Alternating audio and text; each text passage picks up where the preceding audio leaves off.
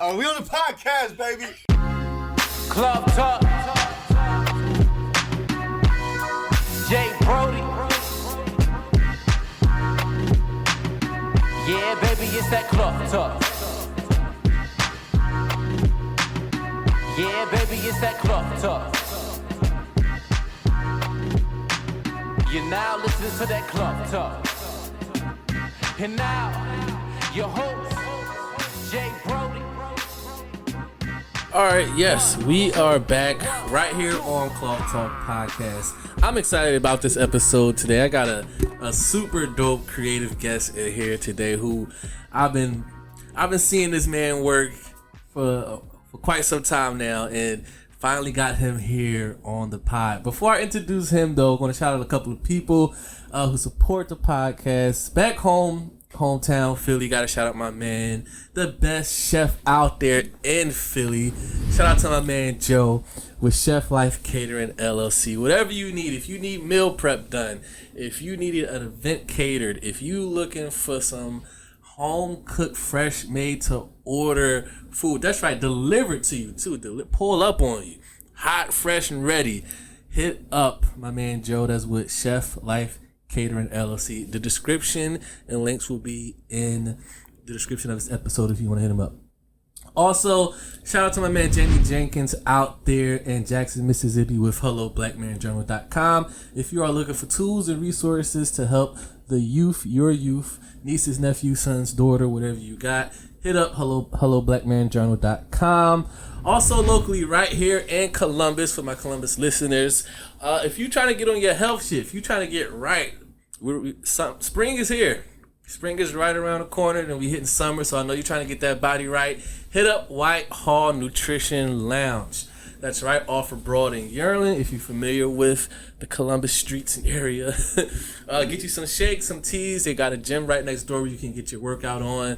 So hit up Whitehall Nutrition Lounge. Last but not leastly, if you are looking for any visual branding to help you with your brand company, if you need logo design, a mixtape cover, if you need website design, anything visually to help you and your brand, hit up my man Deontay Tatum with what's my man name? What's the name of his imprint? Let me pull it up for you. I got you, Deontay. Don't worry, I got you. TheFlyerAgency.com, based out of Dayton, Ohio. So hit up my man Deontay Tatum with TheFlyerAgency.com for all your visual needs. All right, man, we're gonna jump right into this one. Let me give this man a proper introduction. Put some respect on this man's name, because behind the scenes, he told me how long he been doing this. Button pusher, literally. Y'all gonna figure out what that means. Creative director, cinematographer, composer, and I just found out also a music producer too. Shout out to Kaz Oliver for giving me that one. Probably one of the most creative people here in the city of Columbus. Probably done shot every model out here. I mean, work with a lot of artists out here. It is none other than Dame Lee, aka Art.Life.Six, is on the show, everybody. I appreciate that. My man. Sounded real good, man.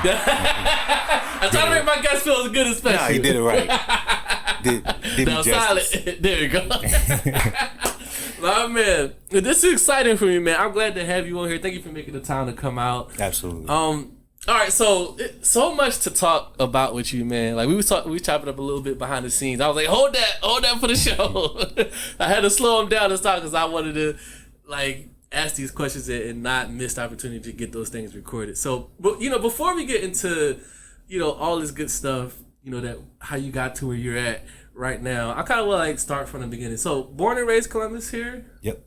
Okay, so what type of kid were you?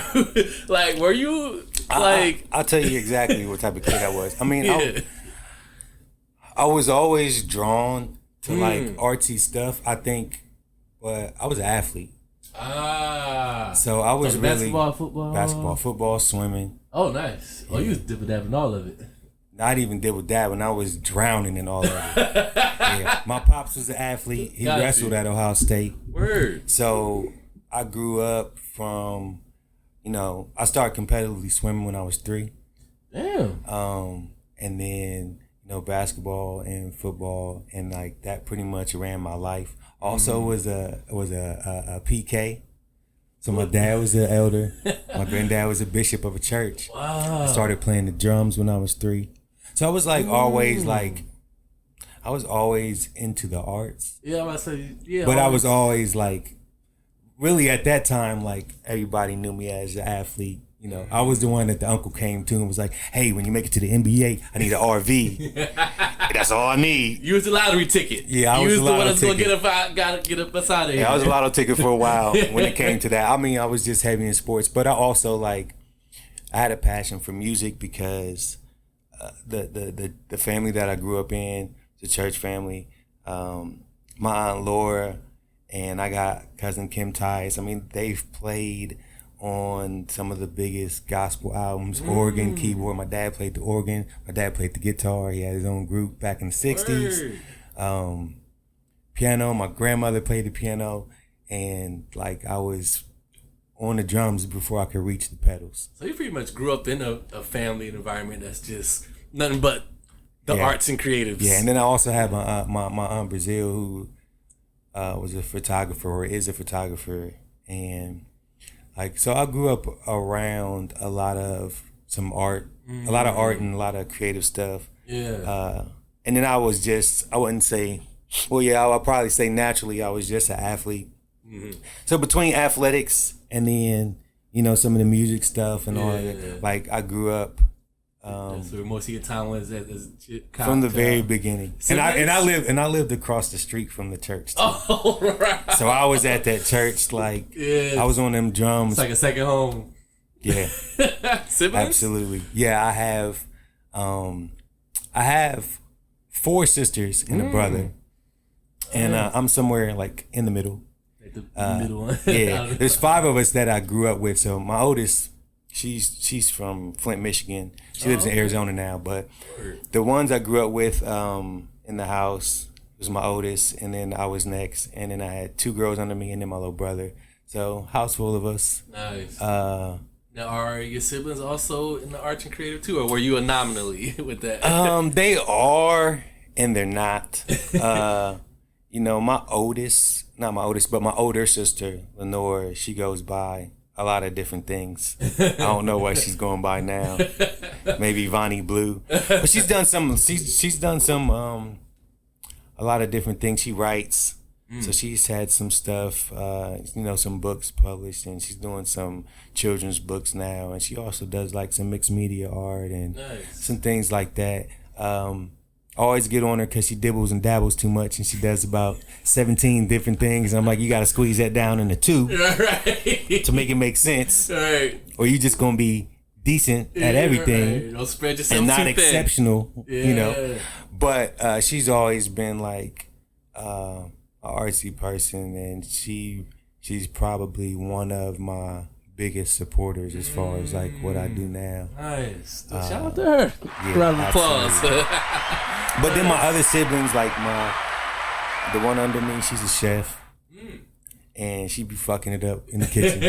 She get busy. She gets busy. Ooh. She's been doing that for maybe 10 years or more. Ooh. And then my younger sister's a nurse, and then my little brother's a truck driver. So y'all got your own thing that y'all... Everybody got their own thing, but, I've always been, like, as far as, like, athletics, I was into that when I was younger, and then I've always been somewhat into the arts somewhere in some shape or form. Yeah.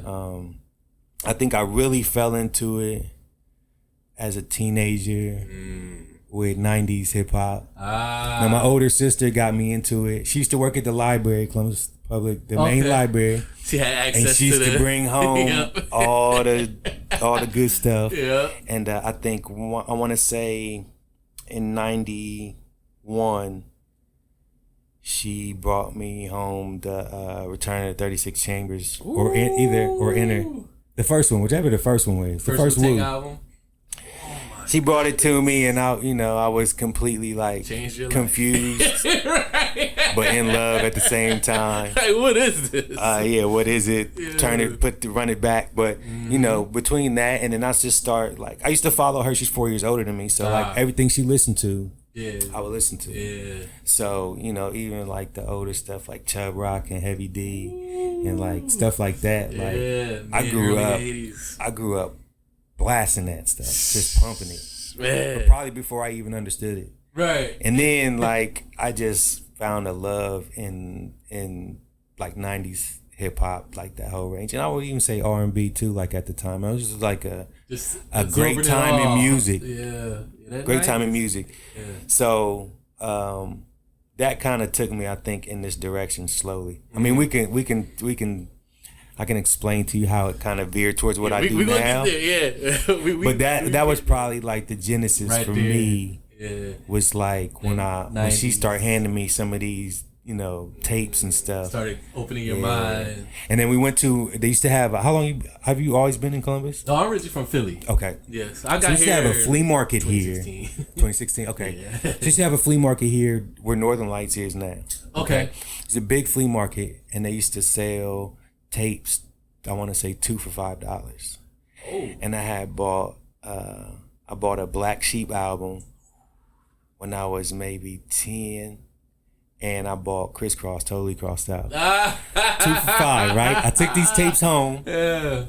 And that was also like a point where it was like, it's just everything was different for me. Damn. And my mom's took the Black Sheep because of the language. Yeah, all right. I'm about to say so that broke me. Hardcore, yeah, I was 10 years old and they was just saying everything, so that broke me. Right. Coming from a church family, like, boy, get exactly. Exactly. But I mean, that changed everything for me. Like, so I would say probably my genesis of art is music. Yeah. Because the reason why I asked you that is because I have like this theory that whatever we end up doing as adults, professionally or as a hobby or as a career, I always think there's something before that. Like you wasn't always a photographer on a career path. I think there's a first love before something. You know, like with me with this show, like I didn't think I was going to be a podcaster. Like it was something before that. And so I always have this theory, like what was it before that thing? Yeah, usually it's pretty common, I would say, that one thing leads to another. Yeah, and then that thing leads to another. Yep. And then you eventually stop somewhere where you fall in love with something. Whatever you land on. Yeah. The reason why I asked you that, like, what type of kid were you, was because, like, going through your work and stuff and seeing, just visually how your mind kind of works. You can see it if you look at your work and really, like, sit with it. Because I think because the world that we live in today, it's so like this. We consume shit. We just on to the next one. Right. I don't think we do enough time like actually sitting with the work. I would definitely say so. I mean, but it's like you said, it's like it's the way that things are programmed now, and it's the way that society is programmed now. Yeah. And in some ways, it has its advantages. But you're probably right. We do. I mean, it's microwave popcorn. Yeah. It's not filet mignon. Right. People want it now, quick. The trick is, can you make it filet mignon in a minute and a half? So, and that's one of the things that's like pulling off the hat trick. If you can pull off work that is exceptional, and you can do it efficiently, and you can put it out at a pretty good pace, a good rate, I think you can excel now because it's everything's so much social media, this and that, and that drives things now, whether you want to admit it or not. Like some people don't want to admit it. It drives things now just because the world is interconnected and connected through the internet, social media. Like think about, 15 years ago, I would have had, no way. I would have had to go to a store and buy a card and scratch off the card and get to a landline to call somebody and talk to somebody in China. Right. I can do that right now in about 30 seconds. Exactly. I can have a full conversation with somebody in the UK about, hey, how you doing this? What's the, across the world. So like that. It's so tied. And that's why I say like some of it is beneficial that we have so much access at the rate that we have it at, because that means you have access to information too. Yeah. You know, so definitely. It just depends how you use it. You know, you sit there and scroll for 30 minutes and just like, you know, comment on people's stuff. Yeah. Or are you busting your ass working, promoting, marketing, talking to people that, you know, you can gain some knowledge from, or somebody that may be able to, you know, point you in the right direction or place you in another place, or even just picking up, you know, your own work or, you know, whatever it is, like so much access to do it so quickly now. So how fast can you work? But I'm not a quantity person. Even if you look at probably my main social media that I use is Instagram. Okay. And I literally will post twice a week. Most people, they every day. Multiple times. Multiple times. And I'll be honest with you, I can't do it. The way I do it, it may not even be the best way. Like I could probably post more and get more out of it. Yeah. But at the same time, I truly believe like quality is always going to overtake quantity. I agree. Always. Like I agree with you because like there are certain things that I won't post because like I want my message to come across clear. I don't want to just put out fluff or bullshit and whatever I'm trying to get across, you paying attention to the wrong things. And things get jumbled and mixed up. You know, I mean, you want it to be intentionally. Concise. Right, very intentionally. Yeah. And, you know, also, honestly, for me, it's like I post at the rate that I post and I work at the rate that I work because I am a human with a life too. Right. So I don't want to all day. I don't want to consume myself either. Yeah. You know, and sometimes we can get, you know, like, I mean, you do want to be obsessed with it. Yeah. But you can be, I think, obsessed with it in a healthy way. I don't think you have to let it run your life and drown you. Exactly. Yeah. Like, you want to be able to swim, you know, and not wear yourself out or get tired.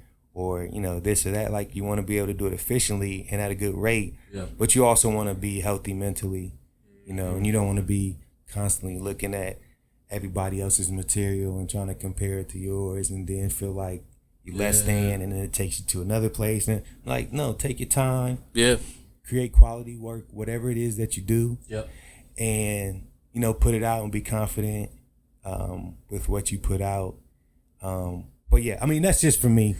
Yeah. Yeah. Most people are completely opposite. They're like, just flood it. Everything. You get my life 24/7. And you know what? I will be honest with you. Just woke up. Hey, about to go get breakfast. Just got lunch. Just getting off work.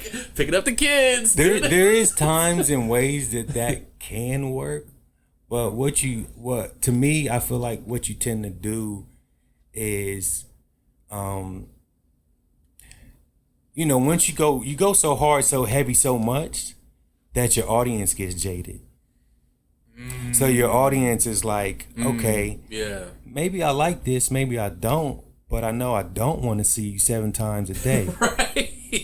So eventually you kind of lose, you know, opposed to where maybe if I post twice a week, you know, the people that do like my work, they kind of waiting like, they're like, when's the next time you want to post when another? When you gonna post? Yeah. You know, or what's gonna be next, or like how, you know, and you do want to create like you want to still have a little bit of like mystery. Yeah, a little bit of mystery to you. Yeah, you want people to like. That's just even like my profile on my IG. I got my face covered up with the bandana. You know what I mean? I want the people to know, like, damn, who is this dude? And that was one of the things why I wanted to sit down with you, the mystery. Because I'm like when you first walked in here, when you got here, I was like, who is this guy? Like, who is he? You know, so like it works. Like it creates this curiosity. Like when you see someone who's doing some dope shit, and you're like, but who's the person behind it? Like, I want to know more. Like, people always hit me with what does the Art.Life.Six mean? And that whole explanation. Yeah, we're gonna get into that. But, you know. Yeah. Okay. So, all right. So you're as a kid, so you're into the sports, athletics, music, and all that stuff. So, was there a point? Did you like dive into like taking music seriously? Like buying equipment and making beats or singing or rapping or anything like that? Oh, heavy. Oh, wow. Yeah. You got into it heavy. No, me and my buddy, he goes by Free Will. Like, we have, me and my buddy, he goes by Free Will. Okay. Shout out to him. Yeah, absolutely. It used to be me and him. We used to go by the Push Bravo. So we actually, there's actually stuff out there that's streaming now from 2010. But at that time, yeah, we went to New York. We had tapes. We had full projects, albums, EPs. We were shopping them to Atlantic, shopping them to Universal. I was moving and shaking. Yeah, I had at one point. I used to live off of 62 out in Gahanna, and I had gutted out everything in the crib, and it was just a studio. Damn. So the whole kitchen table was a mixer, and had like a 32-track mixing board on the table. Damn. We had ran the booth into the closet, and for years all we used to do is smoke and record. And my people would come over and record, and like I have features come in and like, that's and then I started making beats. So I went to college. I graduated high school in '99. I went to Akron on a football scholarship. Oh, okay. So when I was at Akron, I played. Yep, I was all state football. Oh, so you was nice. Yeah, receiver. I played receiver and I played safety. They recruited me as an athlete though. That's what they put under athlete. He can play any position. Right. So I ended up playing defense in college, but before I dropped out, like. My dorm was down the street. I stayed in a dorm called Brown, and it was down the street from a record store. So, like, I didn't have a lot of, like, extra downtime between school and football. And then I also had just had a child. And my daughter's mom had moved up there. And we was young. We was 19. My daughter was a newborn. I was doing a whole lot at 19. Man. So I didn't have a lot of downtime, but the downtime that I did have, I used to just walk to this record store and just buy CDs and records and tapes. And then, I was always in love with the music, of course. But when I left college and I came back home, this is going to be funny. I actually started making beats originally in 2001. On the MTV Music Generator on PlayStation. But listen though, I had a buddy named Tone and my guy B Wills and my guy Minnie. We used to tear this shit up on there. Fire though. Fire. So that was like when I figured out I could do that and I could program like that. And I've always been quick when it comes to software. So like programming, like I don't know exactly what this is. Oh, that's it. But I bet you if you let me take it home, I can figure it out by tomorrow. Yeah. One day. Yeah. I at least could know how to operate it. And then I'll just figure out the ins and outs. Like, call it Roadcaster Pro. Okay. So, yeah, I started with the generator, and I'm like, if I could do this and program, software like this, let me get some hardware. So I started picking up, like, different machines, different beat machines. And I went through all kind of different stuff. And then just like... NPC. I hate NPCs. You hate NPCs? I've had so much other stuff, but I don't like NPCs. But I actually have had one, but it's not my thing. Yeah, not your arsenal of choice. No, it was never my arsenal of choice. Ableton. I used to actually like, as far as hardware, Triton. Triton. Yeah, Triton and Trinity and all that stuff. And then I had a Roland Phantom that I used to body. And then I had a Yamaha RS7000, which was a sampling machine. That was my first sampling machine, big, gray, chunky. And I used to tear that shit up too. Nice. And I started eventually selling beats online. Some SoundClick. And some on like a site called Rock Battle, which was Rock Battle was originally created by Rock Wilder. Oh, the producer Rock Wilder. The producer. Oh shit. He had a site called Rock Battle. And I was selling beats online, on there. Okay. And I used to record a whole bunch of different people in and out in Columbus. Like, for a while, that's what people knew me for, was music. Damn. Yeah. Okay. I didn't even think about visually. I didn't care about... Yeah, like the stuff we see, you as now. I always liked cinema and stuff, like film. And I always referred to it as that. It wasn't just a movie to me. Like, cinema. I would really watch it. Yeah. And like... But... There was a turning point. Yeah. If you want that right now, I'll give it to you. Okay, wait. So we'll get there. So okay. So you said this is around 2099.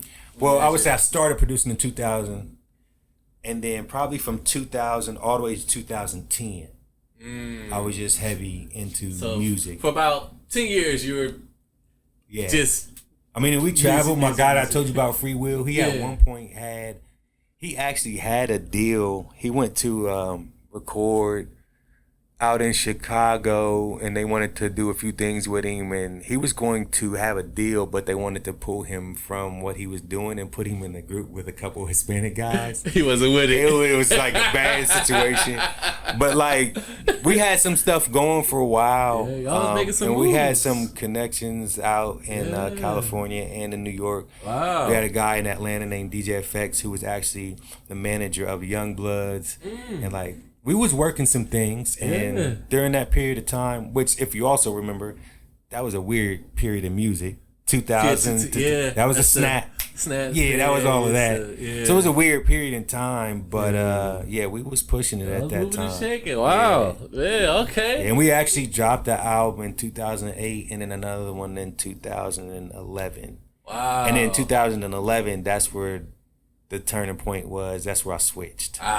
Okay, so let's get there. So what causes you to put the music on the backseat and you pick up these cameras, these things, and now you're behind the camera? Right. What prompted that decision first? Like, why you like, you know what? Fuck this music shit. I'm done with this shit. Well, here's man. the funny thing. I never really said like scratch the music. I never really said that. I think I just naturally like ended up in a different lane. Who gave you this camera? Where did this camera come from? I don't know. I bought it from like eBay or something like that. But what made you buy it? Here's what happened. We need to get videos out. We got to shoot our own videos. This is what like happened. That. There's a guy that shoots here, pretty well known. He's formally educated. He's done some work for National Geographic. He went to, I want to say, Ohio School of Media or something like that. I mean, he's well educated. His name is, right. I mean, he's well educated. He's been doing it for a long time. His name is Shawnee G. Shawnee G Production. Still shoots to this day and shoots extraordinary work. Wow. Yeah. Credible guy. Very credible. Yeah. But at that time, he was a little bit younger in the game for him. So me and my buddy that was doing music with, we had a double album with 42 tracks on it. So we were like, yeah. Damn. Yeah. It was actually solid. It's actually solid too. But full listen. Yeah. We was like, okay, well, let's make a little short film. So we was like, let's take like 10 or 11 of these tracks and make music videos, but like run it all together like one story. So we gotta find somebody to do it. So ended up going to Shawnee G. We had a conversation. We came up with a number. I don't know if he expected us to pay him, but we paid him. And so he was like, "Oh shit, I gotta do this now." These kids got this money. We did it. Ended up being like 53 minutes long. Wow. Short film. It was called Boombox Love, which was the name of the album at the time. Box Love. And I wouldn't necessarily say like it came out okay.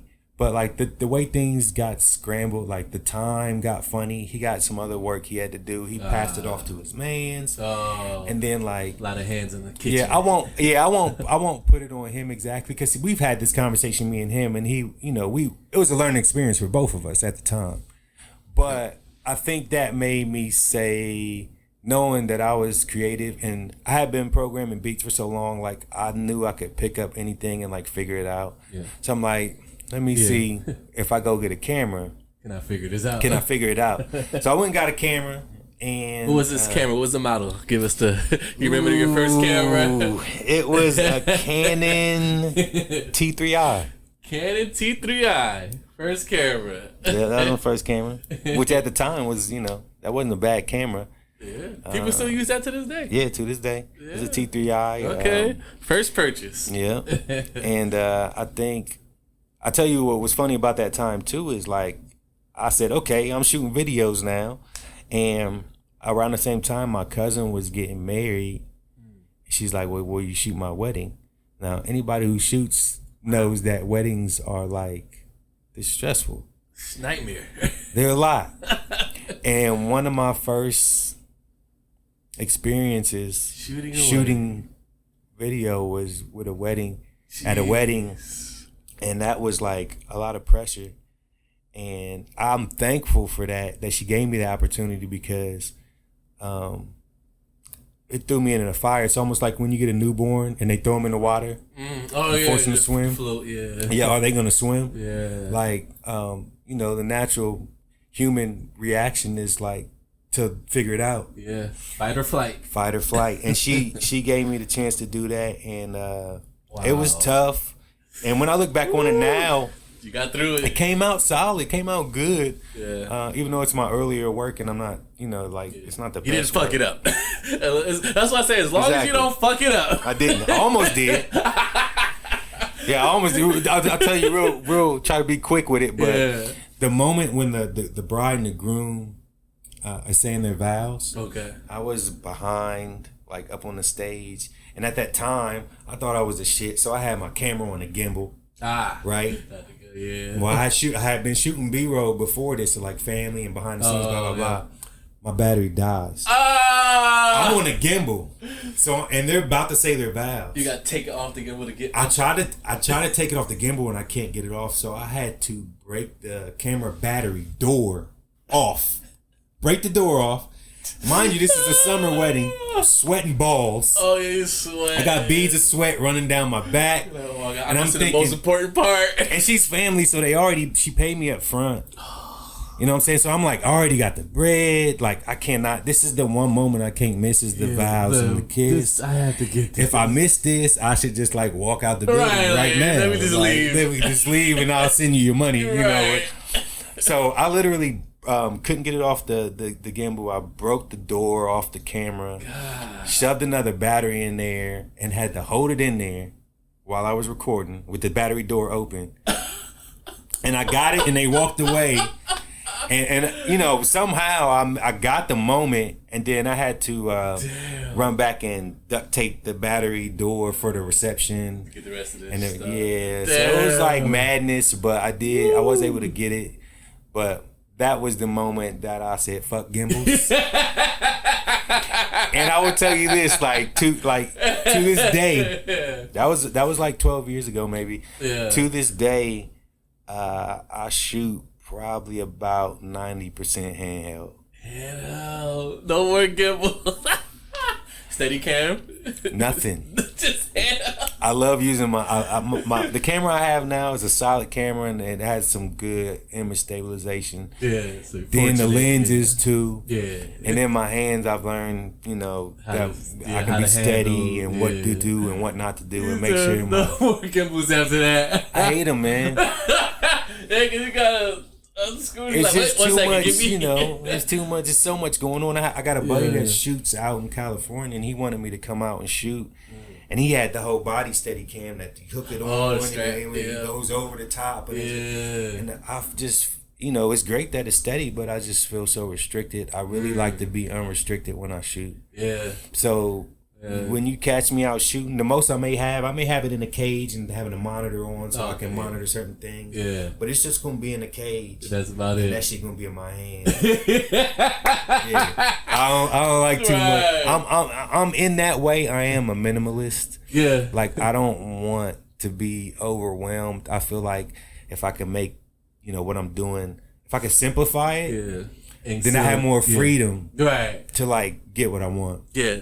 But that's how it originally started. Right there. With the music, the change from music is I was like, we got to shoot our own shit. So I'm like, I'm gonna shoot our own. Right there. And then and that's 2010. I would say 10, 11 around that range. Wow. Yeah. Man, okay, so you know what? So much more to talk with you about. Let's take a quick break. We're gonna play some music because we play music here on the podcast during the breaks. So people who listen, if you are trying to get your music played during the breaks of the podcast, go ahead and send that to Cloth Talk 5 at gmail.com. Once again, that is Cloth Talk 5 at gmail.com. And please, if you are sending music, the name of your song, MP3 file, your social media and all that good shit so I can show you love. Some of y'all just sing y'all song and no other information. I'm like, well, who the hell are you? I want to show you some love. So make sure you send all that good information. Before we take this break, Dame, let the people know where they can find you, where they can connect with you and all that good stuff, man. Go ahead and plug away. All right now, the best place to find me would be on Instagram, and it's at Art.Life.Six. Those dots are periods, by the way. And Art.Life.Six.com.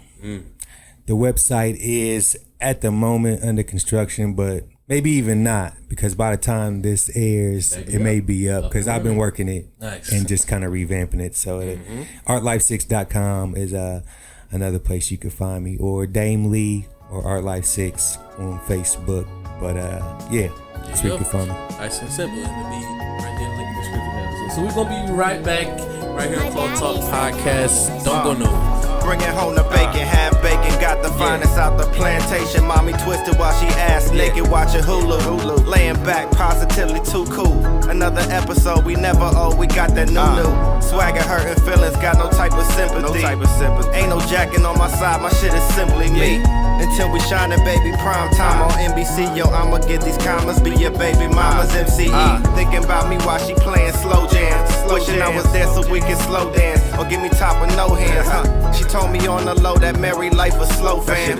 Need me to turn them dry nights into an ocean. The fast life living, still we moving slow motion, baby, coasting. A player learn the game without no coaching, dig it? Been a problem, nigga, still ain't found the answer, baby. Gold bottle, sipping fancy, baby. James Todd Smith, nigga. Yeah. Ladies love me, say I'm too cool. Nigga, old school to new school. They all tell a nigga shoot through like James Todd Smith, nigga. Yeah. Be the man plus the myth, nigga. Been a myth, nigga. Guarantee they see the drip, nigga. Yeah. Every day is payday. 365 without no vacay. You think this shit for play? Nah. It's Money Mike without the perm, bitch. I'm no beginner.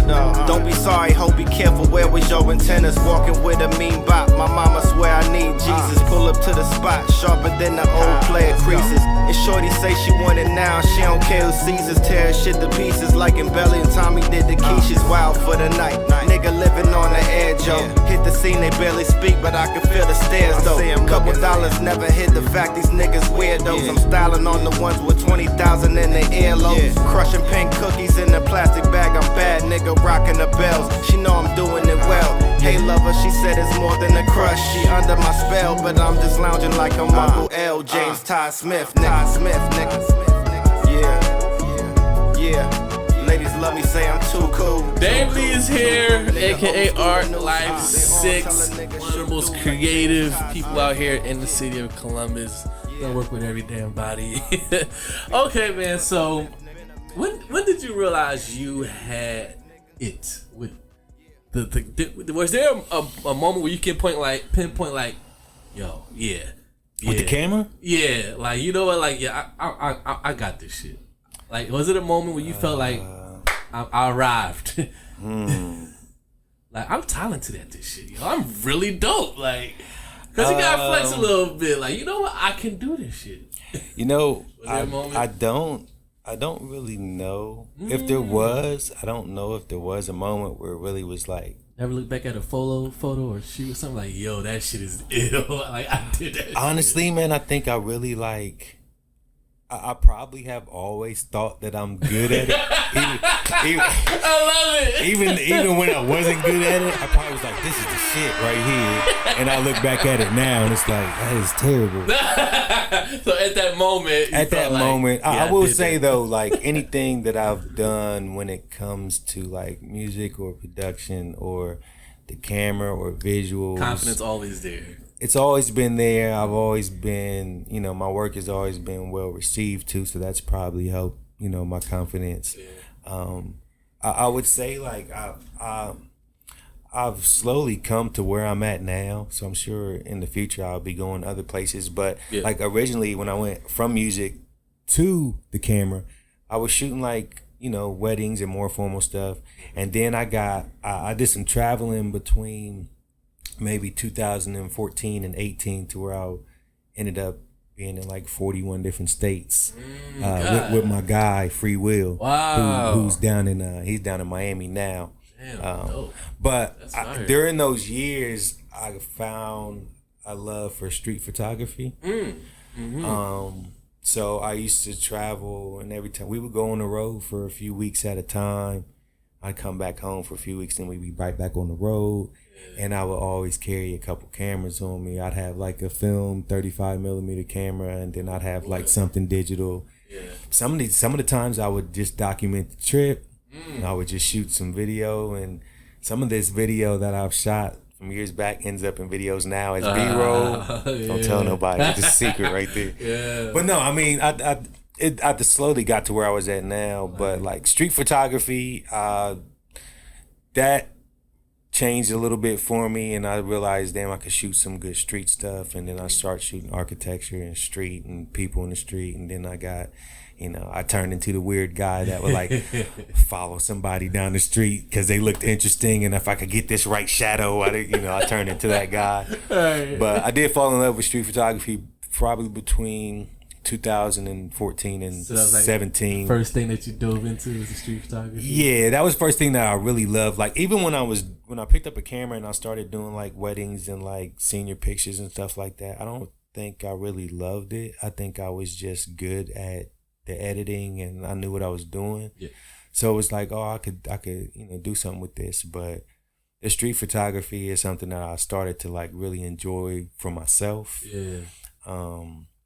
And I think if you can get to that, when you get to that space where like you just enjoy doing it, that's when it becomes something that could be special. There you go. I agree. Yeah, nice. Do you think, because what you do and what creative people do, it's such a, like one of those things where it's almost like a niche, but everyone can do it. Do you think you could take the average person and the average person can be taught this? Yeah. Really? Yeah, but it's like zero knowledge about what the fuck a lens is, or like where's the button, like take a complete newbie, no experience, new beginner. Do you think that anyone can be taught? I feel like someone that doesn't even know what a camera is can be taught. Really? Yeah. Wow. This is what it is though. This is what most people do not have. What most people do not have is, and to me, this is the only thing that it takes to do anything. Most people don't have the ability to commit for a long period of time. Like, I feel like you can have success at anything if you don't quit. But most people quit. I've quit stuff too. So I won't act like I'm not, you know what I mean? Yeah. There's things that I've done that I've been like, you know what? Fuck this. I'm not doing it. I can't do it. Yeah. But like, if you are committed to it, I believe that, anybody can learn.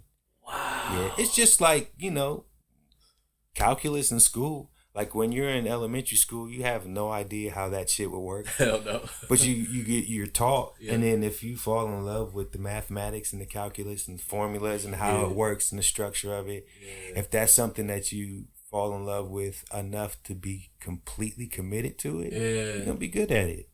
Yeah. Eventually. Just don't quit. Just stay at it. Just stay at it. I mean, look at some of these. Like some of these big directors and stuff like that in movies and films and stuff like that. Like some of these guys been doing it for 20 years before you hear their name. 30 years. Some of them started gaffing. They was the guys that was running to get the coffee and taping up stands when they broke and stuff like that. Stage and then, but next thing you know is Martin Scorsese, Right. Like was he the intern? Exactly. They developed that shit over years. It just didn't come out of nowhere. Yeah. So these was the guys that was like stayed committed to it. Right. Every once in a while shit pops quick.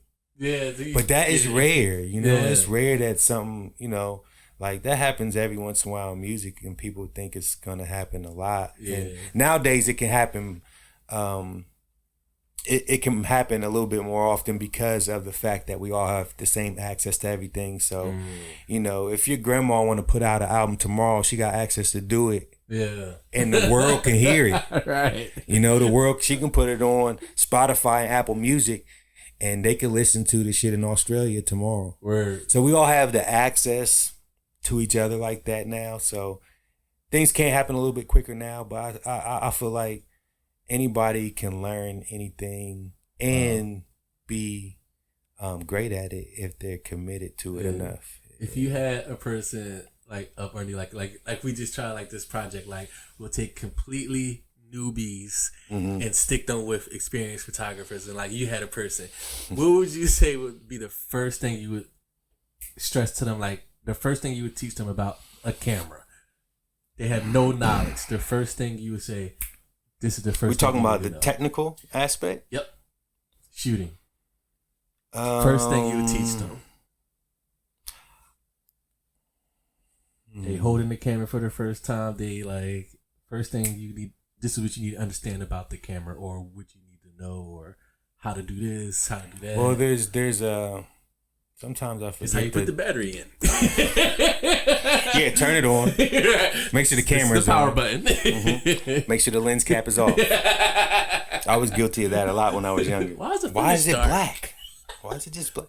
No, I would say probably like technically. I can't remember the technical term for it, but you have it's a triangle, and it's, you know, your shutter speed, and I want to say your ISO, and I'm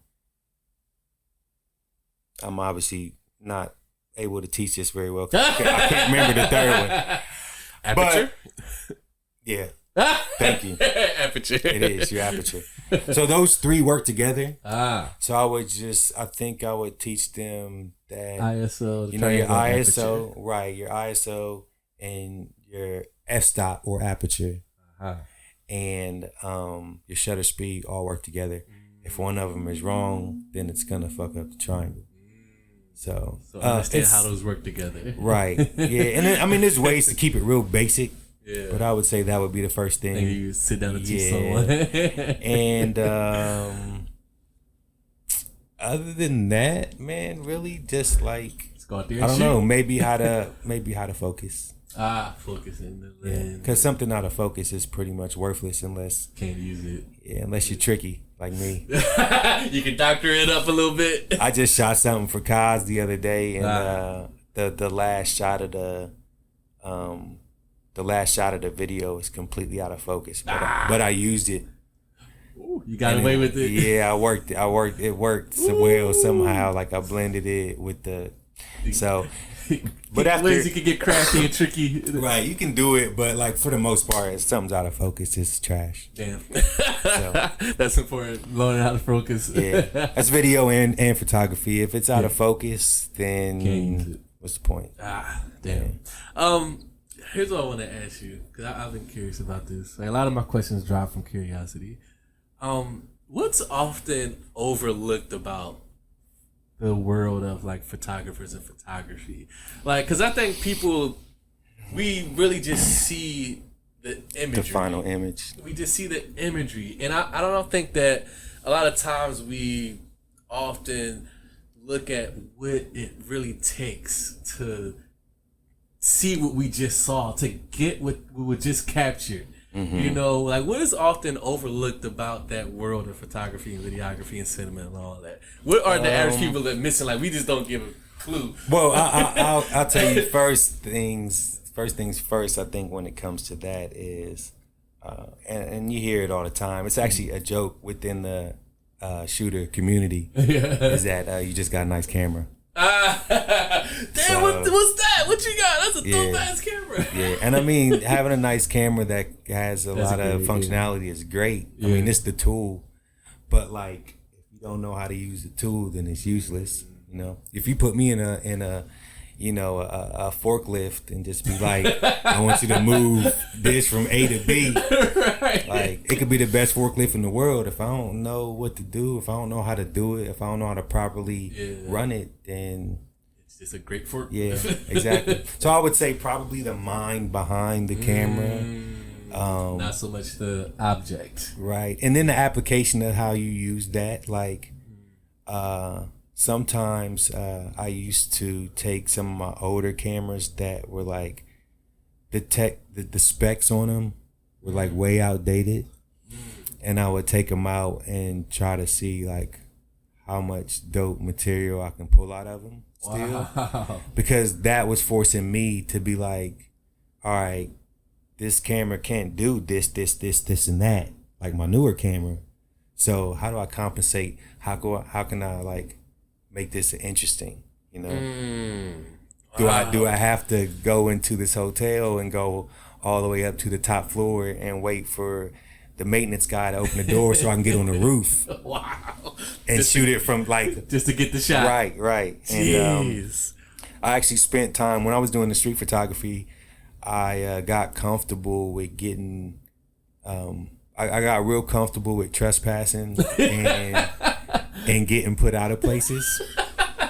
It's just honest. This is just like real talk right here. You wanted to push the boundaries, but I used to do it purposely because I knew that if I got comfortable with getting put out of places and I got comfortable with like trespassing and stuff like that, if I got comfortable with that, then it would be hard to throw me out of my comfort zone.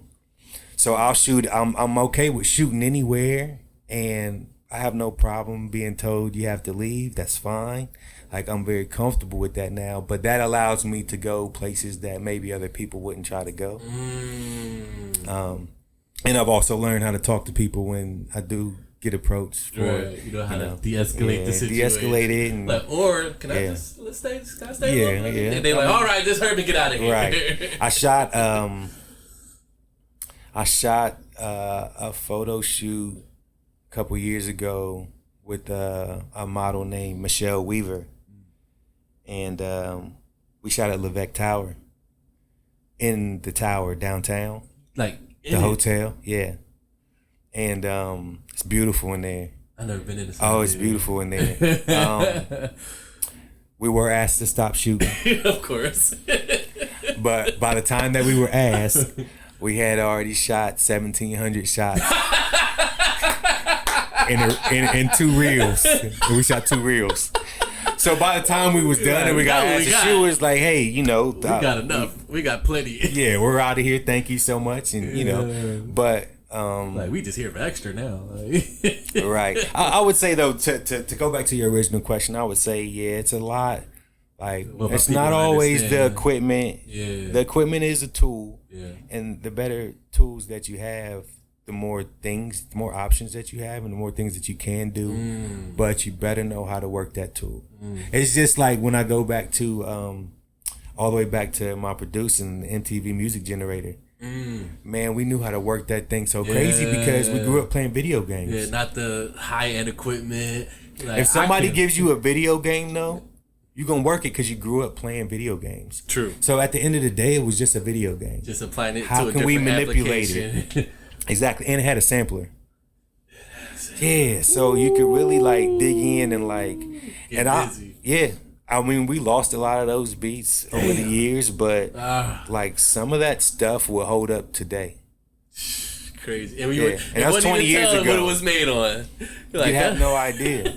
you just heard it. Yeah, a few people actually heard of me from that, like who made these beats, and it's like the dude that be making them on the music generator on the PlayStation. Like what? Yeah, I've met a couple artists like that and ended up selling beats like that early on. So like, but yeah, the application of knowing the tool, so knowing your tools in and out. Yeah. You know, you don't have to have a $3,000 camera. Right. You have a $300 camera. You can have an old film reel camera. Like if you know how to use that thing. Yeah, knock it out. Yeah. Nice. Yeah. Do you ever feel like your work is not appreciated? Just take it for granted, like, yeah, you know, that's dope. Like, damn. I used to feel like that. But I think not so much anymore. I think I do get some recognition. That's deserved. I do. That's good. I definitely used to feel underappreciated. Really? Yeah. Wow. But I think part of that is like, so I changed up. I met a guy. I went to a fashion show in maybe 2017, 18 at a place called Royal Factory. It used to be down on Short North. They're on campus now. Guy that owns it named Dre. Shout out to Dre. It's my guy. He kind of low key got me started. Dre at Royal Factory. All right, on. Visiting me on High Street on campus. It kind of gave me like an opportunity, like, yeah, come shoot the runway show. And when I got there, I was like, this is different. I had been shooting up to that point, maybe music videos and like some street stuff, but I hadn't dealt with shooting models. So that was different. That was cool. And me and him kind of worked like, he said, hey, like, shoot me some stuff for the store. Okay. And just some stuff I can put out on social media as advertisement for the store. And in return, I'll let you come in and just pull out clothes and I'll send you models. Nice. And I had told him, like, I want to start doing some like high-end editorial Vogue style type of shooting. This is about maybe 2017. Nice. At this point, you establish your footing with it. I am, but not with editorial photography. That was a whole new lane. That was a brand new lane, and I had started like eyeballing it, like, I really want to do it. I've always enjoyed like fashion. And then like that was just something I wanted to step into and try it out. The images like that I had been seeing on different places, I was like, I would want to try that out. So I had been telling you for a while, like, I'm gonna start doing some editorial stuff. So when I send you this stuff that I shot for your store, you gotta send me some models and you gotta let me come in here and like pull stuff out your store. He agreed. And he agreed. Wow. And to this day, I can go to Dre and be like, can I take this out your store? Damn. Yeah. And I'll shoot some stuff for him. Nice. To this day, he's one of the only people I will still shoot for free. Wow, because y'all both get something in return. Yeah, he'll always look out for me when it comes to that. So he kind of got me started a little bit when it comes to like editorial photography and models and stuff like that. Yeah. And that actually, to be honest with you, is probably what I enjoy doing the most now. Really? Yeah. Over everything. That's gonna be one of my questions down the line. Like, what? Because you obviously shoot a lot of different things. You venture in different stuff, and I was like, because I was looking through your work, I'm like, I wonder what he enjoys doing. Yeah. More than fashion, editorial, models. Don't matter, male, female. Don't matter what it is. Like, as long as it's creative. But I think I enjoy that the most is because like that's where I have the most freedom. So like when I'm shooting an artist, I have to listen to the song. I have to make sure that the video makes sense with the song, that it matches the song, that the feel of the song and the feel of the video vibe, even if they're different. I want it to vibe. So I still have to pay attention to certain things. I have to pay attention to locations. Like there's still some technical side of shooting videos, music videos, that you have to be like aware of. But when it comes to like editorial stuff, like I can really just say, okay, I want to take some plastic bags and some honey and just do figure something. Yeah. And that's like, I've been able to like discover different ways to use my camera. I can really like explore how we was talking about the triangle. Yeah. Where I can explore and throw it out of whack where it's not supposed to be. Just see what happens. Around, see what you get. Because I'm not on anybody else's time. I'm in my studio. I'm on my time. Right. I know there is a I don't know what to call her. She is an artist. She used to work at Shadowbox. She's does theater and stuff like that. Her name is she goes by Fuzzy Lavender. Fuzzy Lavender. But we shot some projector stuff a few years ago. With some projectors and like some art that I had made and had the lights off, And she's a night person, so she used to shoot it like she used to be up because she does voiceovers too professionally. She she does anime voiceovers, cosplayer. Hey. She's a theater person. Oh wow! So she has a broad range, but like we shot probably at like 3 a.m. Damn. We shot from probably like midnight to 3 because that was the only time she was available to do it. She was doing voiceovers before that. She had that open time. She had that open time. She was a night person. I'm like, all right. We got in there, brought the projector, and like really just created like some wild different stuff. I'm about to say, like, going into that, like, did you like? I don't know how it's gonna turn out. Like, we had an idea. You like, I don't know how we gonna pull, but hey, we here. I had an idea how it would, but you know, you never really know until you do it, till you shoot it. Look back at it. Yeah, and then that's the funny thing I would say with me is I am not. I'm technical in some sense, but like a lot of times I don't know exactly what I'm doing as far as like what the final result is gonna be. I just know I can make it dope. Yeah. And then also I will say this: I am probably I would say my strength is post. Really? Yeah, my strength. So you're like, as long as I capture something, I can make that shit fire. I can make it do. Yeah, just let me capture it. Yeah, my strength is post. Like I'm good with the camera on the set. Yeah. And I'm good with concepts and like pre-production and coming up with the idea or you know whatever that entails. Sitting with it and but as far as the post, like once I get it into on my hard drive and into the computer, like that's probably my strength. Yeah, and that's probably, to be honest with you. Not that I don't enjoy shooting with y'all, but well, that's what I enjoy. Let me get out of here. That's what I enjoy doing the most is post. Everybody go listen for like, so you don't really like shoot me like that? Nope. I just want to take the footage and go sit down. So I do enjoy post. I enjoy that time, like that quiet time, sitting with it in, where I can sit with it and like really play with it. And make something different of it. Yeah. That's funny. Yeah. Have you ever had any equipment stolen? Man, hell yeah. Yeah. Because I know, like, with videography, y'all a gold mine. Like, ooh. Like, but people see them lenses, them cameras, them lights, all that shit. Like, Yeah, you had shit stolen I had before? about $2,000 worth of gear stolen before. Shit. God damn. Yeah. $2,000 worth of equipment. Yeah. Put me You probably ready to murder somebody. I don't know. I mean, you just talking up like a loss, like, well, they got me. After I sat in the dark for probably about 12 hours straight. I sat in the dark room with silence for probably like a day straight. But after that, it was like cleaned you out. They wiped you out. Back to it. You know. Eventually, and I'm people that know me know that I'm like a really optimistic person. You didn't let that deter you. I didn't. You know what? Give up and like, man, fuck that shit. I've seen people give up after losing or things breaking.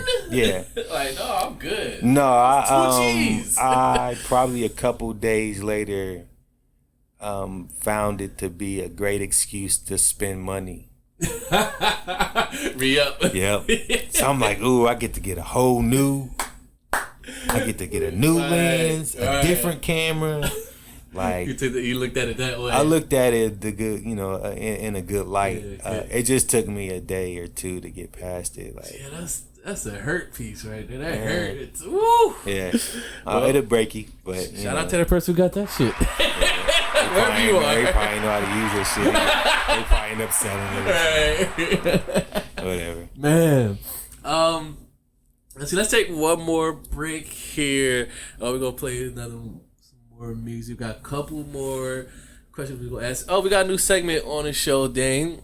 So what it is, it's called Guest to Guest Quest Bowl. We're gonna play that real quick. So right there by you can see there's a red bowl. That bowl is filled with random questions from guests who sat in that seat, and also guests who submitted questions through email. That's clothtalk5@gmail.com. So randomly you're gonna shuffle a bowl. Don't look, don't cheat. Am I doing this now? Not yet. When we come back from break. Okay. So you're gonna shuffle a bowl randomly. Not gonna look. Draw a random question. You can draw as many as you want. 1, 2, 3. Read them out loud and answer honestly. I don't know what the fuck is in there. You can get anything. Okay. You can't pass or nothing. I'm with it.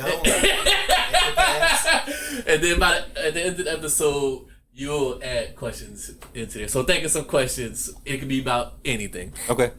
Let them know where they can find you, connect with you. If they want to reach out, they want to follow you, and all that good stuff. You can follow me, find me, work with me.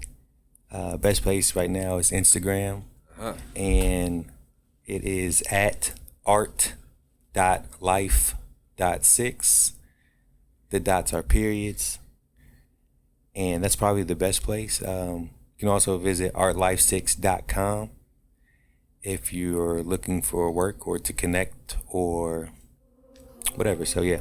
Yeah, there you go. Go ahead and reach out. Don't be scared. Don't be afraid. The mystery is over.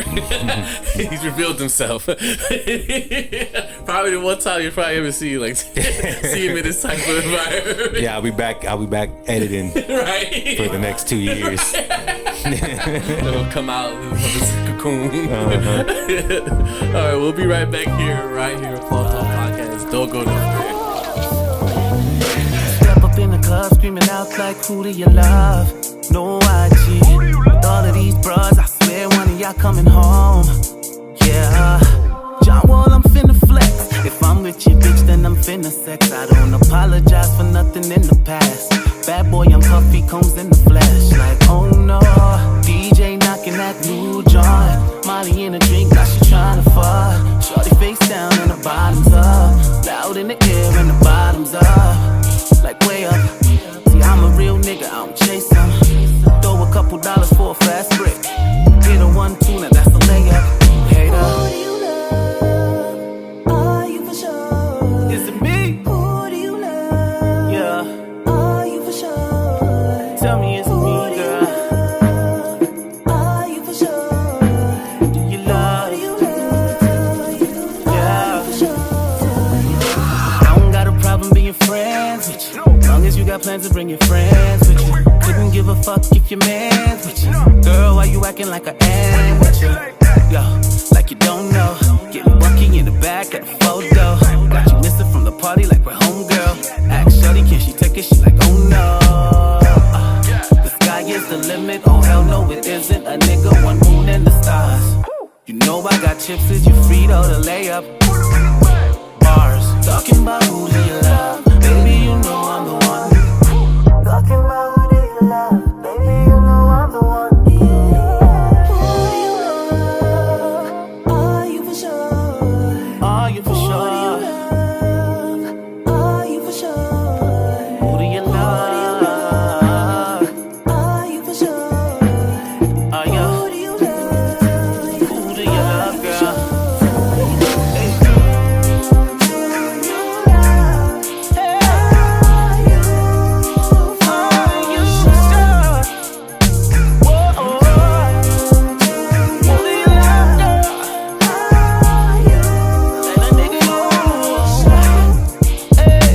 Who do you love, girl? We're back right here on Club Talk Podcast. Dame Lee, aka Art.Six Life, almost said 6 Life first. Art.Six Life is still here with us hanging out. Got a little bit more. Don't have too much time left with him because he got to get out here and guess what? To do a shoot, of course. So we're going to run through these questions and get him on out of here so he can get to where he need to get to. All right, so I'm gonna try to run through these, then we'll play that game. We'll get you up out of here. How do you know? You kind of alluded to this in the last before we took this last break. How do you know when you have the shot? Like that's the one. Does a photographer know when they have the shot? Sometimes, yeah. You can tell. Sometimes like, you can see it. Yeah. I don't know if I always see it when I take it. But when I flick back through what I've taken, I can usually see the ones that are like gonna be the ones that I pull. Yeah. Every once in a while, it's rare, but every once in a while, I take it, and I be, I'm kind of like, stay right there, don't move, because every once in a while I can see it. Something funny about me that everybody that I shoot always like makes fun about is like, I don't know, when I'm looking, I don't know what I'm doing. Like when I'm shooting, yeah, I'm not always looking at the talent in front of me. Really? So yeah, I'm not. So sometimes they're like, they could have like, the wrong, they could have like a piece of paper like on their head or something. I might not notice all the, like, I don't always. What are you looking at? That's so interesting. Like, you're not looking at the subject per se. I'm not necessarily always looking at the subject. I think my eyes are focused on the whole frame. But it's more like a broad thing. So the subject is like a blur to you. Yeah, some of it is like a blur to me. Like I won't necessarily know. Sometimes models want me to put a mirror in front of them so they can see their own expressions because I'm not looking at them all the time. Wow. Sometimes I'm just framing like, this is like, okay, I know I want to be low. I see she has her body kind of elongated. Like I want to be low. I want to make sure I get the whole shot. And my settings are all right or where I want them to be. And then in my mind, I think my eyes sometimes are just seeing like the frame as a whole. But I may not be paying attention to like their face or like their facial expressions.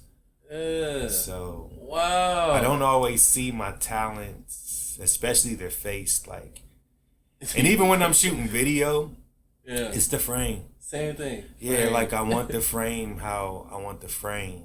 I know I have them in focus, so I guess in my mind I don't need to see their face because you already know that they're in the shot. I know they're in the shot. They're focused. The frame is how I want it, and my eye is probably bouncing from shutter speed to ISO to aperture, making sure I have everything right, and then back to the frame itself, and then also kind of focusing on what kind of movement do I want, or do I want a static shot?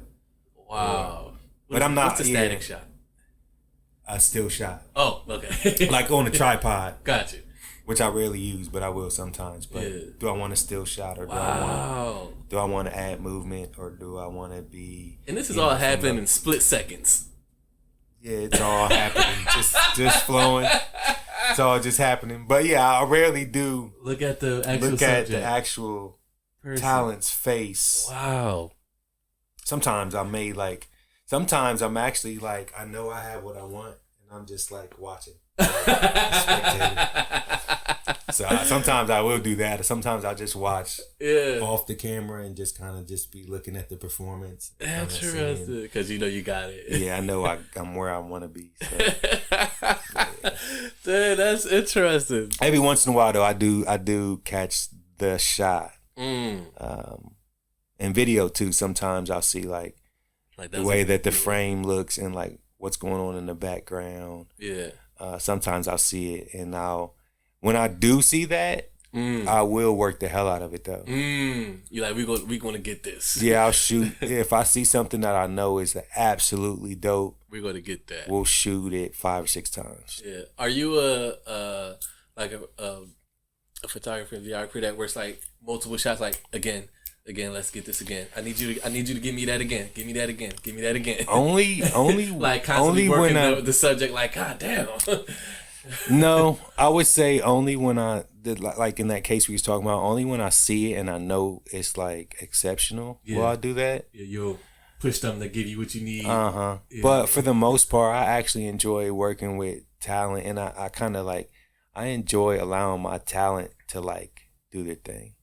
You want them to feel free. I want them to feel free to do their thing. I'll just capture it. If I see something that makes sense to me, definitely will say it and point them in the right direction. Yeah. But for the most part, video and photography, like you're not hard on them. No, I want them to do their thing, and feel free and open to like explore what they do. You feel like you mastered this? No. Really? Hell no. Not at all. You're not at mastery level yet. Nah, some apprentice people, level. I mean, some people will say, you're the greatest thing ever. Right. I'll allow people, like, you can say it to me if you want. But for that's you, fine. But for me, it's almost like I don't think not a mastery level with this, not at all. I think that attitude is actually the only way to continue to get better. Because if I thought that, I'd probably be a little bit more content. Right. And you're not hopping over fences and shit. Right. Exactly. But like I one thing I do also like to do is like, the artists that I look up to, photography, cinematography, whatever it is. Yeah. I don't necessarily compare myself to them, but I will measure. And if my shit don't look absolutely as good or better than theirs, then I'll never feel like I'm where I need to be at. Got more work to do. Yeah. And I mean, that goes from like, I'm a Tarantino fan. Of course. I also love Wes Anderson. Oof. Wes Anderson is he has some good ones actually. He does some Isle of Dogs. He did Fantastic Mr. Fox, Moonlight Kingdom. Oh, okay. A lot of center framing, no rule of third stuff. Wes Anderson though, check him out. He's a director. You can, he's a film guy, but like I love Wes Anderson. That's it. Brian Ziff is a photographer that I really like. Like, you're chasing that stratosphere. People, like, people see my stuff and they like, yeah, like you the one. But to me, I am not Neo. Right. I'm just trying. I'm trying to get somewhere else. Ooh, man. So, and then you talk about Columbus has grown as a city as far as art and stuff like that. Definitely. But when I've been in New York a few times, and if you ever been up there. Yeah, right across the street from me. Right. Because I'm from the East Coast. So there you 2 hours away from Philly. Okay, so Yep. That's a whole different world. Yep, I'm right. And I don't like. I am not a big fan of staying in the city. 3-4 days, and that's enough for me because it can be overwhelming. Yeah. But I will say, every time I go there and I come back, I do feel artistically different. It's an inspiring city. Yeah. Even when I've gone up there and not shot anything and come back and felt totally different. Like, wow, just being in the environment, just the feel of the apple is different. Yeah. Yeah. So dope, man. If you could pick any one person in the world to shoot, who would you pick? The hell? You get one person. So an agency came to you like, Dame Lee, we seen your work. You get to pick, name one person and we will get that person for you and you can shoot them. You have 1 hour with them. 1 hour. Name That's the person. Impossible. One person to shoot in this world. You would have had to text me that question like hours ago for me to come up with the right on the spot. Yeah, that is fucking tough. One person in the world to shoot. You got an hour with them. You can direct them how you want. Creative control, creative freedom, everything with that one person. That's you need time to sit with tough. that. Yeah, I'm not sure what to do with that. I'm not always stumped, but I'm not sure what to do with that. They stumped you with that one? They gotta be alive? Alive, not dead. Alive, living person.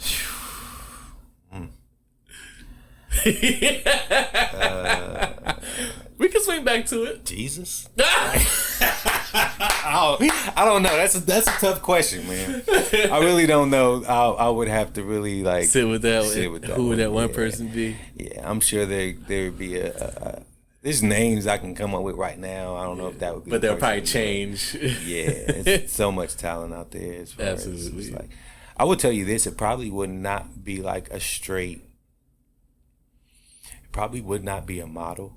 Really? Yeah, even though I love shooting editorial stuff, it probably would not be a model. That's what I thought you would go along lines with, like probably naming a model or something like that. It would probably be somebody that has a lot of depth to them. So a big personality person. Yeah, maybe like Flea from the Red Hot Chili Peppers or something. It would probably be somewhere like in that lane, somewhere different. Yeah, somewhere that would really somebody that would really like push the limit. So I'm not necessarily saying that's my answer, but right, someone like that. It would be outside of the box for sure. Yeah. Oh man. All right, so before we play Guess the Guest Quest Bowl, we're going to do a quick fire, if it could be, segment called This or That. You got to pick one or the other. Okay. This or that. So I'm running them off to you. All right, so first one I got for you. I answered this, I think, earlier a little bit, but we'll still do it anyway. Okay. Shooting music videos or doing photography? Editorial photography. Editorial photography. Editing video or editing photos? Editing video. Be Lil Wayne's tour videographer or 1 hour shoot with Janet Jackson? Lil Wayne's tour videographer.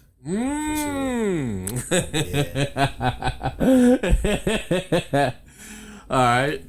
Director of videography at BET or head editor of Essence magazine?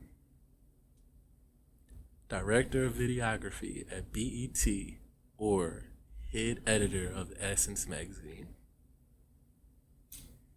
Head editor of Essence magazine. That was a toss up, honestly. That's a tough one, right? Yeah, that was a tough one. I could go either way and probably be happy. Yeah, I thought you were going to pick director of videography. I mean, it's tricky for me sometimes. It's like sometimes it's video that I love. Sometimes it's photography, depending on like what it is. Right. I will say this: I do not really care for the headshots, graduation pictures, family pictures, all that type of stuff. I know it's the money. Yeah, it's not what I enjoy. Yeah, I enjoy the creative stuff. Yeah, but you get money for it, so it pays the bills. It all works together. Yeah. So you say head editor of Essence magazine? Yeah. If you had to pick. Yeah, I think so. Cinema photographer on a movie set starring Robert De Niro, or film a Denzel scene that is point of view shot? I would definitely say cinematographer for De Niro. Ooh, rather than shoot a point POV for Denzel? Yeah, I mean POV for Denzel would be dope, but cinematographer for the entire film. Yep. And I'm a big De Niro fan too. Yep. Like I like all that casino stuff. Yep. Like, cinematographer for De Niro. De Niro's one of the best. So yeah, I'll probably go with that. Shoot that movie with De Niro. Yeah. Ooh, boy. It's tough to pass on Denzel though. That's Denzel though. They both one of the ones. Yeah. They both up there. So going with cinematographer for De Niro. I go with cinematographer for De Niro. Ooh. All right. Go back in time to have the only one existing iconic picture of Prince and Michael Jackson together. You have that only shot. You own it. The one existing one. Or shoot the album cover for Jimi Hendrix. Definitely shoot a Jimi Hendrix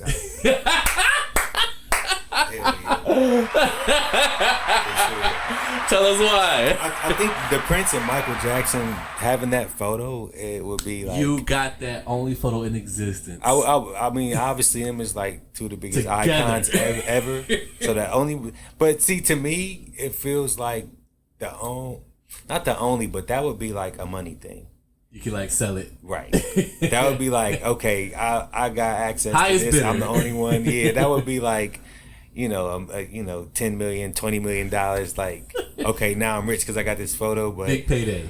But to shoot a cover for Jimmy would be like, I feel like that would be an experience. Yeah. Woo, And Jimmy was dope. Yeah. Jimmy was like, he's one in a million. Right. You know? So I'll probably say shoot an album cover for Jimi Hendrix. Ooh, nice. Yeah. All right, here's the last one, and then we'll do that. Get you out of here. Okay. All right. Sony or Canon?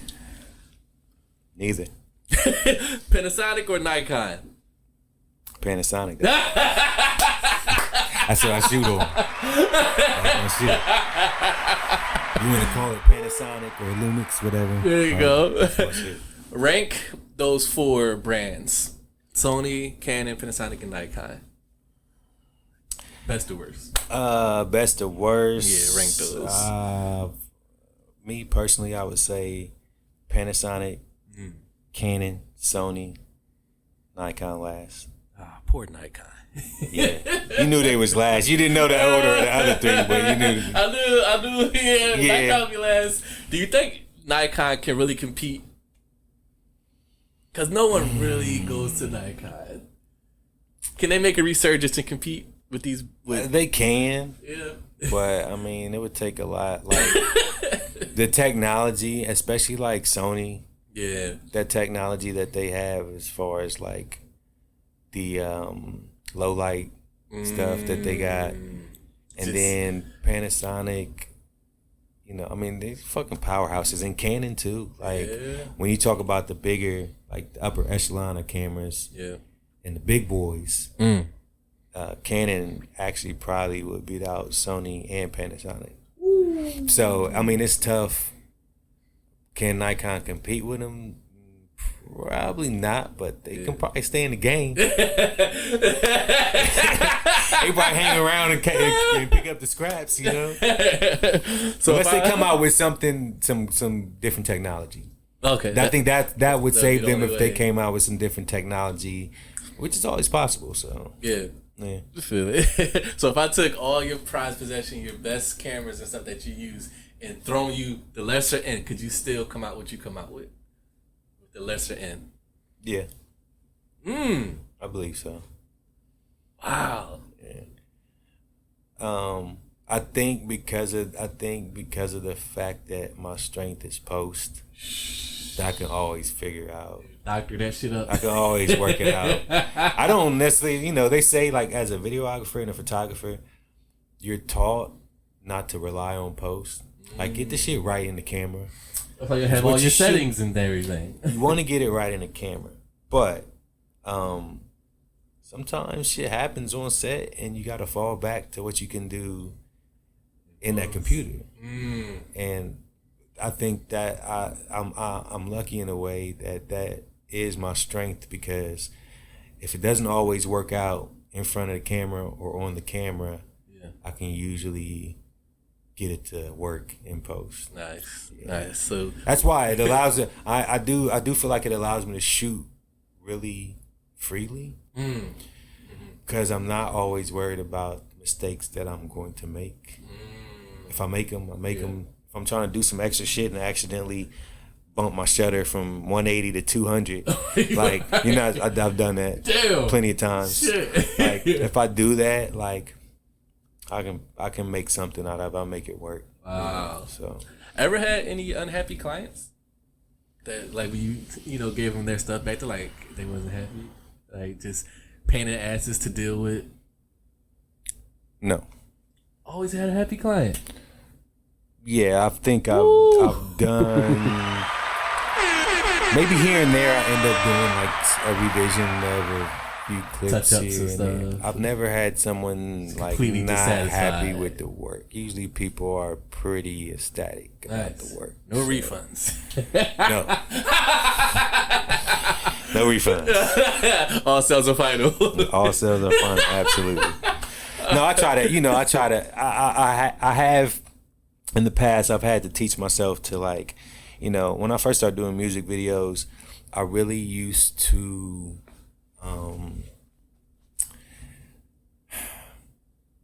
if I didn't like the music or the song, I found myself not able to get into the edit completely, like fully, and invest myself in the visual itself. Yeah. So I really had to get out of that, and especially with paid work, Like, they're coming out of their pocket. Yeah. Hard-earned money. Song is trash. That's not my business. My business is to give them the best product I can give them.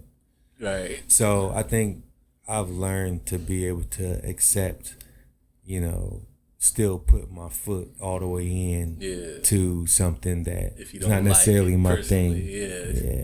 Yeah. And then other stuff has taught me that too. Like, family photos and stuff like that kind of bores me. but at the same time, like, this is special to them. Right. So I learned that, like, hey, boring or not, like, I have to make sure I sit down, I take the time to retouch it means something to and edit and make sure that I'm properly, doing my part and doing my job. I think I've gotten there over time. I think when I first started, I was like an asshole in that department. Being all per like, your shit trash. Like, shoot your shit. I wouldn't necessarily be that, but I just think, like, I will always work, but I just couldn't really put my foot into it. Yeah, because unless I enjoyed it's not gripping you. Yeah, but I think I've learned over time that, like, regardless of, like, how I feel about it, like, I've learned to be able to, like, put my best take foot the forward. personal feelings aside to whatever it is. I want to be objective. I want to give my best work regardless. So that's a good practice to have. It is. It's actually good. And it's fair too. I don't want to be unfair. So. Right there you go. All right, Dan, go ahead and grab that bowl right there. That red bowl. Go ahead and get at a couple of shuffles. What? How many questions I'm pulling? One. You can do as many as you want. You can do 1, 2, 3. All right, how much time you got? I'm gonna skate out of here in about 5-10 minutes. Okay, so you probably we'll do a few. Okay, all right. So so we'll end with that. So don't look. Yeah, the favorites. Don't look at this one's big, so okay, gotta be all right. It's like female writing. Go ahead, and read that out loud. Where is somewhere that you would go if money was no object? That's easy because I have a dream trip. Tokyo. Hey, Tokyo. Yeah, that culture is always like the Japanese culture. I'm a fan of it. And then like they have a subculture over there that's like they grew up on hip hop too. You know what I mean? Yeah, over there they. And then I'm a vinyl collector. So they got the crazy vinyl stores over there. And I would like some authentic real sushi. Not anything from me, real sushi. From the ocean. Yeah. Yes. It's like people telling me like, I want to get a cheesesteak. You gotta go to Philly to get a cheesesteak. There you go. Exactly. Or New York, but then New York is like, nah, you gotta go to Philly. Gotta go to Philly. It's different. Yeah. It's like New York deep dish. Like you had deep dish pizza here. Right. But you ain't had deep dish pizza until you been in the Bronx. Exactly. I had it first. I had it in the Bronx. Completely. The experience is it's a whole different, right? Different. So. Tokyo, huh? Yeah, Tokyo. All right. Good one. Okay, he's gonna draw another one. Do a play-by-play for people who are not watching on YouTube. All right. So he's shuffling right now. Looking for a question. He got one. I don't like why. Why is it okay socially to be bad at math, but not okay to not be able to read?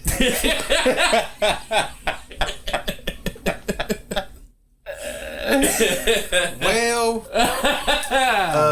shout out to the person who wrote that. Yeah, shout out. I don't know. That is the first thing I'll say is the way it's worded. Yeah, that is. If it sounds like it's like they were personally attacked. It sounds like a personal. It does. It sounds like it was a personal attack.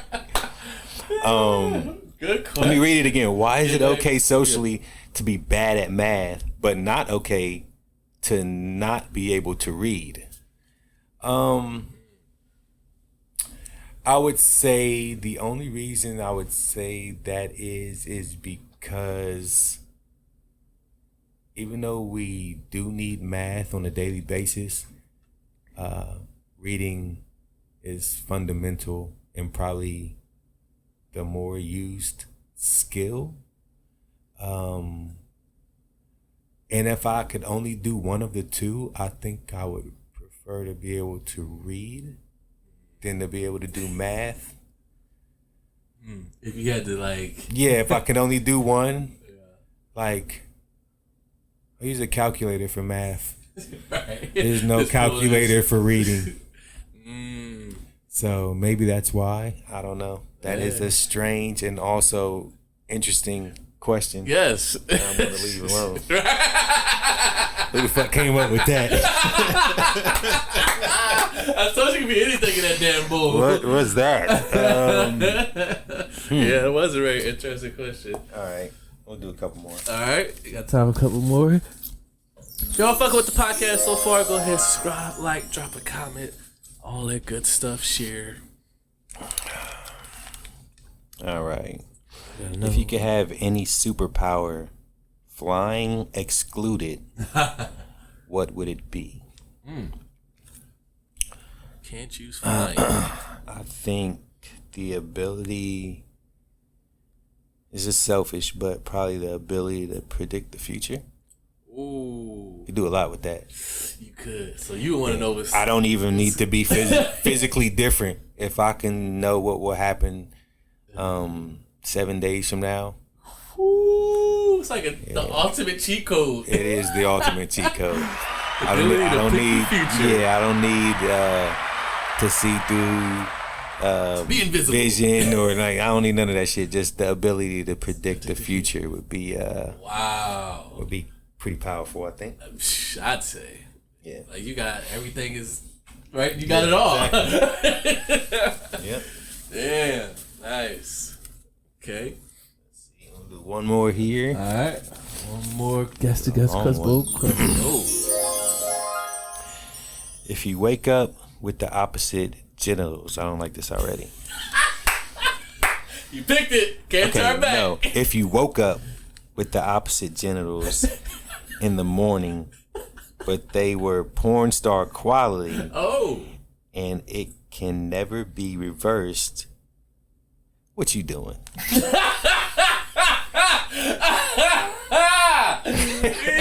I told you it could be any fucking thing. People crazy, man. Read that again for the people that's listening. That's wild. Yeah, that question is wild right there. Damn.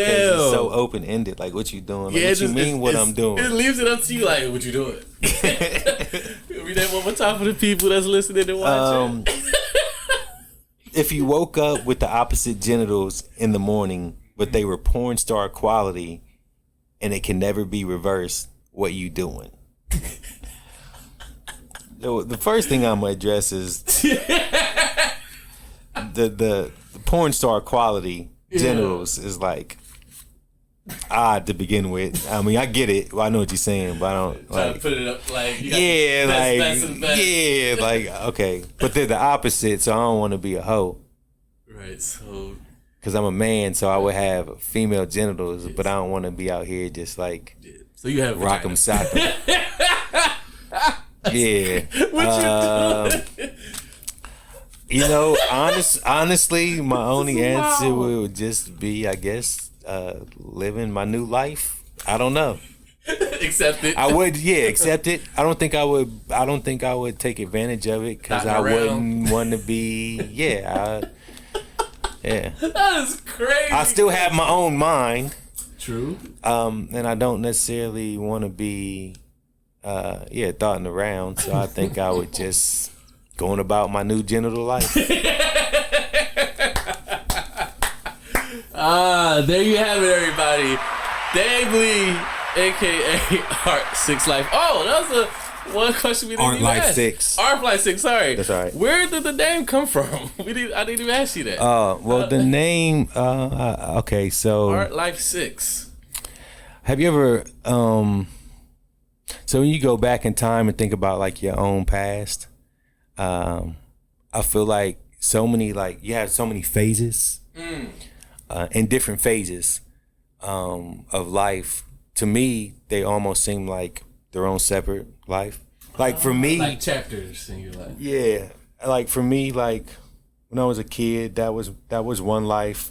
It was all athletics and church. And then a teenager, and then high school, and like coming into my own. and then getting a lot of attention from colleges, starting to get attention from girls, going through puberty, like learning a lot, smoking reefer for the first, like those teenage years was a whole other life. Well, I feel like I've gotten to the point where I'm about on my sixth life now. And I think this chapter for me has really just been about art.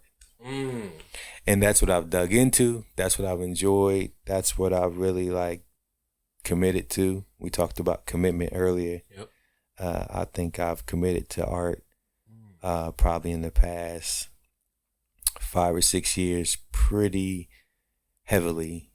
And then, who knows, at some point I may be in the 7th phase and maybe I'll change the name, maybe I won't. I don't know.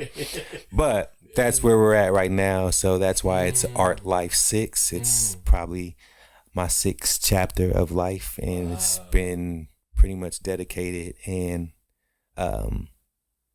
revolved around art. Dope. That's fire. Dope.